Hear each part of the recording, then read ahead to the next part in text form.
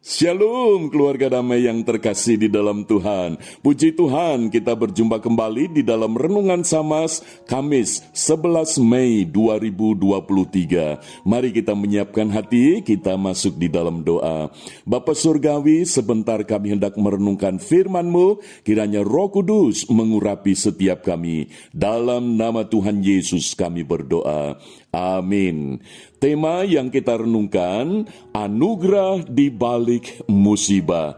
Firman Tuhan terambil di dalam Kisah Para Rasul, pasal 27 ayat yang pertama sampai dengan ayat yang ke-12. Namun sebagai dasar perenungan kita, saya akan membaca ayat yang pertama, ketiga, dan keenam. Demikian firman Tuhan. Setelah diputuskan bahwa kami akan berlayar ke Italia, maka Paulus dan beberapa orang tahanan lain diserahkan kepada seorang perwira yang bernama Julius dari pasukan Kaisar. Ayat yang ketiga, pada keesokan harinya kami singgah di Sidon. Julius yang adalah perwira itu memperlakukan Paulus dengan ramah dan memperbolehkannya mengunjungi sahabat-sahabatnya supaya mereka melengkapkan keperluannya. Ayat yang keenam, di situ perwira kami menemukan sebuah kapal dari Alexandria yang hendak berlayar ke Italia. Ia memindahkan kami ke kapal itu. Keluarga damai, ini merupakan kisah perjalanan Paulus bersama para tahanan menuju ke Roma. Ini bukan sebuah perjalanan wisata, tetapi ini merupakan perjalanan di mana Paulus akan diadili di kota Roma. Maka itu ini perjalanan yang boleh dibilang ini adalah sebuah musibah. Karena Rasul Paulus ketika memberitakan Injil ditangkap dengan beberapa orang dan ditahan, dan sekarang tiba waktunya akan diadili untuk dijatuhi hukuman. Jadi ini perjalanan bukan sebuah wisata, tetapi ini sebagai tahanan. Namun demikian Rasul Paulus mengalami providensia Tuhan, merasakan pemeliharaan Tuhan. Sehingga kalau tema yang kita renungkan anugerah di balik musibah, apa saja anugerah Tuhan di balik musibah yang dialami oleh Paulus di dalam perjalanan menuju ke Roma ini? Paling tidak yang pertama kita bisa melihat bahwa Paulus sebagai tahanan itu mendapat perlakuan yang baik dari seorang perwira Julius dari pasukan Kaisar. Keluarga damai, sebagai perwira pasukan Kaisar, tentu dia akan bersikap kasar terhadap tahanan. Tetapi tidak demikian. Ini merupakan anugerah Tuhan. Sekalipun di dalam musibah, anugerah daripada Tuhan itu dinyatakan. Paulus mendapat perlakuan yang baik.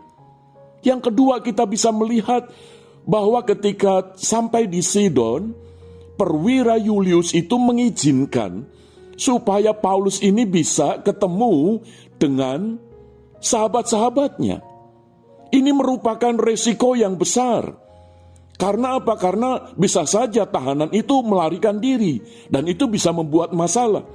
Tetapi ada rasa percaya dari perwira Julius untuk mengizinkan Paulus ini menemui sahabat-sahabatnya. Dan disitulah kesempatan Paulus bisa menguatkan, menghiburkan saudara-saudara seiman yang ada di Sidon. Ini adalah anugerah yang Tuhan berikan di balik musibah.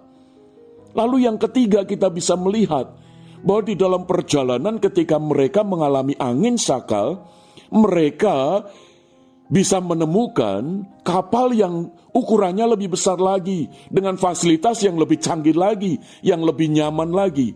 Lalu mereka dipindahkan. Keluarga damai, Rasul Paulus bersama rekan-rekan tahanan yang lain tidak pernah menyangka bahwa akan dipindahkan ke kapal yang lebih baik lagi. Dan itu terjadi. Keluarga damai, anugerah di balik musibah itu bukan hanya dialami oleh Rasul Paulus kurang lebih 2000 tahun silam. Tetapi Tuhan Yesus yang tidak berubah, dulu, sekarang, dan sampai selamanya, juga akan tetap menyertai setiap orang yang percaya kepada Dia. Saudara dan saya, saat ini jikalau percaya kepada Kristus, maka penyertaan Kristus tidak pernah tinggal lewat di dalam hidup kita. Kasih setia Tuhan akan terus mengawal, menyertai kita, providensia Tuhan. Sehingga di dalamnya kita juga akan mengalami anugerah di balik musibah. Blessing in disguise. Keluarga damai, ketika kita mengalami satu problematika hidup yang kadangkala itu membuat kita menjadi berat, itu menjadi sebuah pergumulan yang sulit di dalam hidup kita, percayalah bahwa Tuhan Yesus yang menyertai kita itu akan memberikan anugerah di balik segala masalah yang kita hadapi, sehingga kita akan tetap memiliki kesempatan untuk menyaksikan kasih setia Tuhan yang selalu nyata dalam hidup kita. Kita akan mendapatkan keadaan baik di balik keadaan yang tidak baik. Kita juga bisa merasakan, kita bisa menghibur orang lain dikala kita ini sejatinya sedang membutuhkan dihibur. Dan kita ini bisa mendapatkan satu hal-hal yang menakjubkan karena tangan Tuhan menolong kita. Mari kita berdoa. Bapa Surgawi, terima kasih untuk firman-Mu. Kiranya Roh Kudus memeteraikan firman-Mu, supaya kami percaya di balik segala masalah pergumulan hidup yang kami alami, ada anugerah Tuhan yang disediakan bagi setiap kami. Di dalam nama Tuhan Yesus kami berdoa. Amin. Keluarga damai, Tuhan Yesus memberkati.